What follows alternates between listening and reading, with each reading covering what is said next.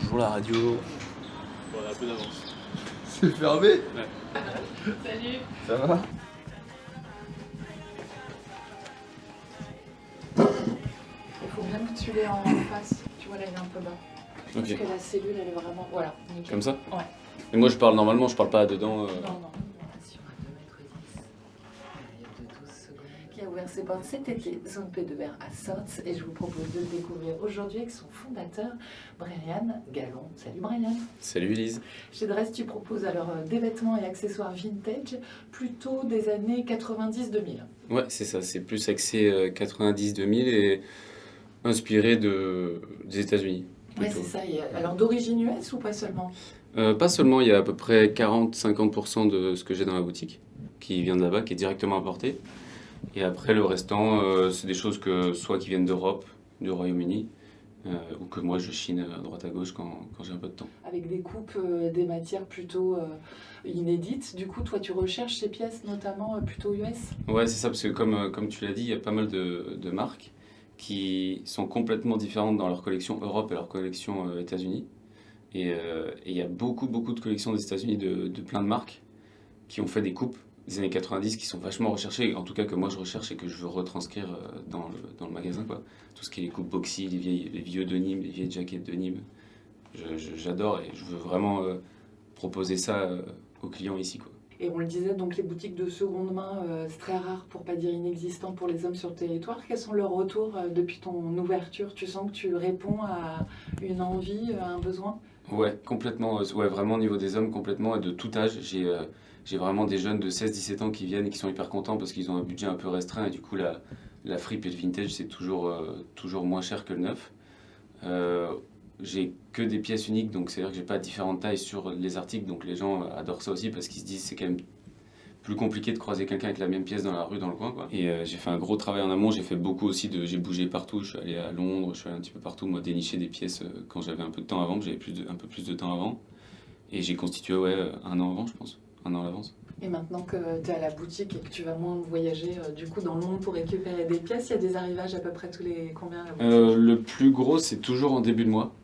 L'été, c'est toutes les semaines.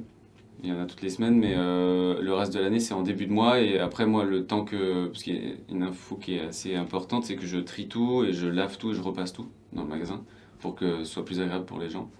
Et du coup, c'est en début de mois. Et après, moi, je restock toutes les semaines, tous les jours quasiment, en fait. Et ouais, il y a vraiment tout âge. J'ai des 30 ans, 40 ans, 50 ans. J'ai même un petit papy, la fois, de 70 ans qui est venu m'acheter et me demander si j'avais des chemises manches courtes pour faire le jardin. Et je lui ai trouvé ce qu'il voulait. Il était hyper heureux, quoi. Et j'ai des gens, du coup, tous ces gars-là, quoi, ils reviennent et ils me disent alors, t'as quoi? T'as reçu ça? T'as reçu ça? Et je trouve ça génial, quoi. Il y a vraiment une vraie relation au client. L'été, c'est intense parce que j'ouvre 7 sur 7, de 10h à 19h. Donc c'est assez intense parce qu'en plus à côté il y a le nettoyage, etc. Mais heureusement je suis très bien entouré, j'ai ma mère qui m'aide sur beaucoup de points, ma mère, mon père, ma copine, tout le monde. Mais l'hiver, là j'ai plus de temps, donc ouais, j'ai le temps de faire tout ça parce que j'ai le dimanche, j'ai le lundi, donc j'ai le temps de trier, recevoir. Même moi des fois aller me balader un peu pour sourcer des produits, pour m'inspirer sur d'autres choses. Donc, Tu restes pas enfermé dans la boutique. non, Ni mais à cet faire des été... lessives et du repassage. Ouais, voilà, c'est ça. Mais cet été, à la fin, c'était intense, quoi. Vu que c'était mon premier été en plus. L'idée, même si on est au Segor, etc., il y a certains articles où je sais que je pourrais les vendre beaucoup plus cher, quoi. Mais moi, c'est pas mon but. C'était vraiment de me dire, j'ai un jeune ou j'ai quelqu'un qui a un petit peu un panier moyen un peu plus bas, sans complètement décoter mes vêtements, quoi. Mais qu'il ait une expérience qui est cool, dans un lieu qui est cool, et qu'il ne s'en ressorte pas avec 100 € pour un jean Levi's, quoi. Par exemple, juste pour exemple, un jean classique, c'est 49 €, quoi. Et comment t'as commencé, toi, à t'habiller avec des pièces vintage? Quand et comment? J'ai toujours aimé déjà depuis tout petit, je coupais mes t-shirts, je coupais mes jeans et tout. Ma mère elle m'engueulait même, parce que du coup elle me disait mais qu'est-ce que t'as coupé encore et tout. Et en fait parce que j'essayais de créer des trucs avec ce que j'avais déjà, plutôt que de confectionner à 100%. Et j'ai fait un voyage à Londres. Et c'est là vraiment que j'ai eu le déclic, de me dire mais en fait c'est génial, quoi. Parce qu'on peut trouver vraiment du coup des articles vintage, pas hyper chers, et vraiment uniques qu'on peut remodifier après si on veut. Et enfin, j'adore, quoi. Dre, c'était une marque de vêtements que j'avais essayé de créer pour mes potes, où j'essayais de mettre des phrases sur des t-shirts, j'essayais de mettre des dessins qui me passaient par la tête, etc. Et après, c'est en allant du coup au Royaume-Uni là, que je me suis dit, il faut que je maxe sur la seconde main parce que c'est Là, une ça a été le infinité. déclic pour avoir envie d'ouvrir ta propre boutique. Ouais, complètement. Entre le moment où j'ai eu l'idée et le moment où j'ai construit tout le projet, c'était pas si simple que quand j'ai eu l'idée, mais après ça s'est fait petit à petit. Je m'étais promis parce qu'en fait j'avais la tête qui partait partout, je voulais faire ça, ça, ça, ça, et à un moment je me suis dit bon déjà il faut que je trouve quelque chose qui m'anime, qui me plaît. Donc j'ai fait un point, j'ai demandé à tout mon entourage, je leur ai montré plein d'idées, je leur ai dit quelle est l'idée qui colle le plus selon vous à ma personne. Ils ont tous répondu ça, ils m'ont dit t'as le sens, t'as le truc pour faire ça, c'est ce qui te colle le mieux. Et après bah, tout a découlé comme ça, mais ouais j'ai pris le temps, j'ai été bien accompagné et tout, et ça fait toute la différence. Alors Drace, tu le disais, avant d'être ce concept store vintage, c'était une marque de vêtements que tu essayais de développer. Drace, j'ai trouvé que c'était un prénom masculin qui signifiait dragon ou homme, et ça veut dire aussi diable en roumain. Toi, Oui. c'est quoi la référence? C'était dans 2019-2020 je crois, j'avais juste l'envie de faire quelque chose, je savais même pas quoi, en fait, même pas les vêtements et tout, je cherchais juste un nom de quelque chose quoi. Et je tapais sur le clavier, sur mon clavier d'ordi, sur un fichier Word quoi, et je tapais entrée, entrée, entrée. Et à un moment je tombais sur Drail je crois, Drail ou Draib, je sais pas, j'ai changé, j'ai mis Drace et je dis mais ça sonne trop bien quoi. C'est la sonorité. Ouais, et ça sonne trop bien et j'ai dit allez je le garde de côté, un jour peut-être j'en ferai quelque chose et après je suis arrivé du coup à l'idée de la marque de vêtements. Puisque tu as choisi That's My People de Supreme NTM, donc un titre qui a déjà quelques années. Pourquoi eux, pourquoi ce titre?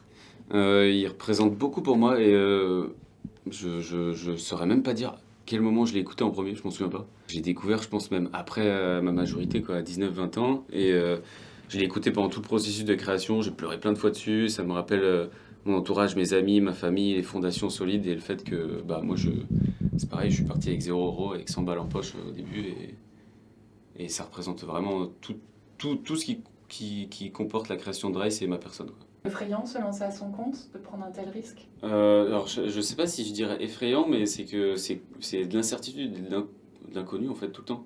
Dans chaque prise de décision, et vu que les prises de décision elles dépendent que de moi, même si je suis super bien entouré, je posais des questions à tout le monde, j'essayais d'aller rencontrer plein de gens pour poser des questions. Ça restait quand même de l'inconnu. C'est ça. Juste Tu faisais quoi avant? J'ai fait à la base depuis le lycée par exemple, ouais, j'ai arrêté le lycée, moi j'étais au lycée de Cabreton. J'ai fait un CAP commerce, CAP vente. Et j'ai arrêté, j'avais donc 16 ans, et vu que mes parents étaient quand même assidus sur le travail, etc., ils m'ont dit bon, ok, et d'ailleurs je les remercie d'avoir accepté ce choix, de ne pas avoir forcé à faire quelque chose que j'avais pas envie, quoi. Ils m'ont dit ok, t'arrêtes, mais par contre, faut aller travailler, quoi, tu fais n'importe quoi, mais tu vas travailler. Donc j'ai commencé par une usine, je barquettais des kiwis, c'était chiant, vraiment, hein, c'était long, et j'ai eu le temps de remettre en question toute ma vie, de me dire putain, si j'avais su, je serais peut-être resté 2-3 ans de plus au lycée, quoi, parce que j'étais bien au chaud. Et je mangeais à la cantine tous les midis. Mais bon, ça m'a permis de m'acheter une première voiture, de faire de l'expérience, de me rendre compte que vraiment je voulais pas faire ça toute ma vie, quoi. Et après j'ai fait plein de trucs, j'ai fait des marchés, j'ai posé des abris de piscine, j'ai fait de la vente. Je me suis pas réveillé un matin à me dire ok là je veux être entrepreneur, je vais le faire. En fait je pense que ma mère me l'a toujours dit depuis tout petit, elle m'a dit t'es entrepreneur depuis tout petit, mais juste on s'en rendait pas compte, c'est avec le recul maintenant qu'elle me dit tu crées des trucs, tu fabriquais des trucs, tu t'emmenais des gens des fois dans tes décisions. Et naturellement, j'ai juste suivi mon instinct et essayé de pas trop me poser de questions, me dire de toute façon, si je prends la décision là, c'est que ça doit se faire comme ça. Mais après, il y a des fois, il y a des choix que j'ai fait que j'aurais peut-être pas dû faire, ou trop tôt, ou trop Mais ça tard. fait partie des expériences. C'est ça. Il y a un moment où l'idée était partie pour me dire, parce que j'avais besoin d'un financement du coup pour créer cette boîte. Et je m'étais dit, bon, est-ce que ce financement, je pourrais pas le mettre dans un vieux camion américain vintage par exemple, et aller faire des marchés, me mettre dans des cafés et tout, mais du coup c'était trop compliqué. Puis arriver à trouver un truc fiable, enfin c'était trop compliqué, donc du coup je me suis dit, ok, autant aller direct, je veux créer une boutique et tout, et après ça a été beaucoup de rencontres, j'ai harcelé beaucoup de gens au téléphone pour avoir des locaux, des financements. Je me suis présenté à plein de banques. Je présentais mon projet, on me disait bah ok, mais ça par contre je comprends pas. Donc sur le moment j'étais là, je bégayais un peu, je rentrais chez moi, j'étais bon, faut que je réponde à cette question. Je repartais avec le dossier dans une autre banque, ils me disaient ok, mais là par contre j'étais là. Donc je revenais, et j'étais là ok. Et à la fin en fait petit à petit, il y a eu un moment où il y a tout qui s'est enchaîné, donc c'était un peu dur, et d'un coup bah tout a suivi, tout s'est fait, et après c'est parti quoi. Parce que t'es jeune, t'as quel âge? 26 ans. 26 ans. Et ça, justement, pour visiter des locaux commerciaux, aller voir des banques, t'as senti que cet âge et le fait que t'aies jamais été entrepreneur, mais en même temps, il faut bien démarrer par une première Ouais. fois, c'était un peu un frein. Une fois j'ai vu une phrase comme ça sur internet de me dire agis comme si tu l'étais déjà. Et du coup, même si des fois j'étais ultra angoissé, j'étais stressé, j'arrivais avec le palpitant et tout, juste pour visiter des locaux quoi. Et Parce t'arrivais que comme un businessman, ça fonctionnait.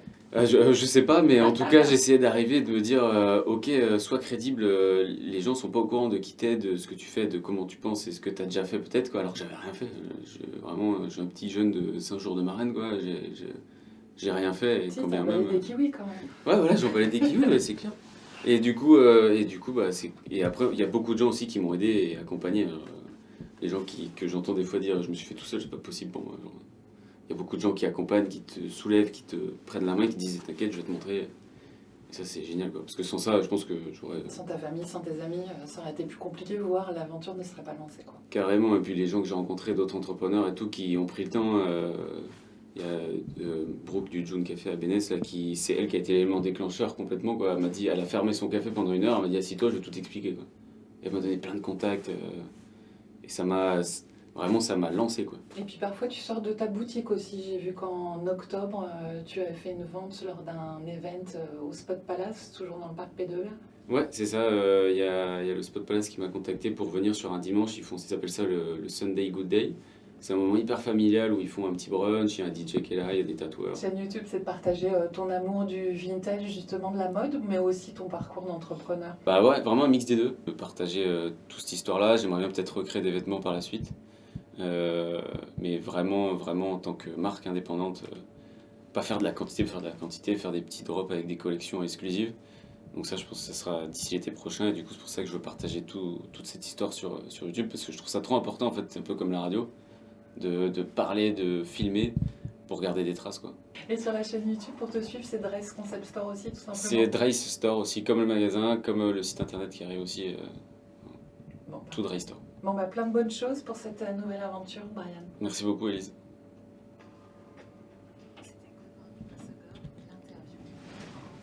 Très bien. Merci beaucoup, Merci à toi. trop bien, trop bonne expérience. J'ai plus envie de partir. Oh, la signature dégueulasse. Vraiment pas. Ouais, c'est pas En vrai, tu sais que je pensais que j'allais être un peu stressé et tout. Et en vrai, c'était trop bien. C'est hyper intéressant et c'est hyper fluide vu que, tu sais, comme je t'ai dit, j'ai rien préparé. Et que ce soit ultra naturel. Elle t'amène partout et t'as toutes les informations qui sont intéressantes, quoi. Pas là à bégayer, à te répéter. Enfin, je sais pas, j'espère. J'étais ultra chiant. L'adresse mobile. Mais ouais, vraiment trop cool. Ça va, tranquille. Il pleut, mais ça va. Tu voulais me dire un truc, toi? Toi, t'avais un truc à me dire. Du coup, je dois annoncer quelque chose de vraiment important par rapport à Drace. Pas forcément positif, mais qui est pour moi positif. Du coup, j'ai pris une décision, je vais partir d'ici.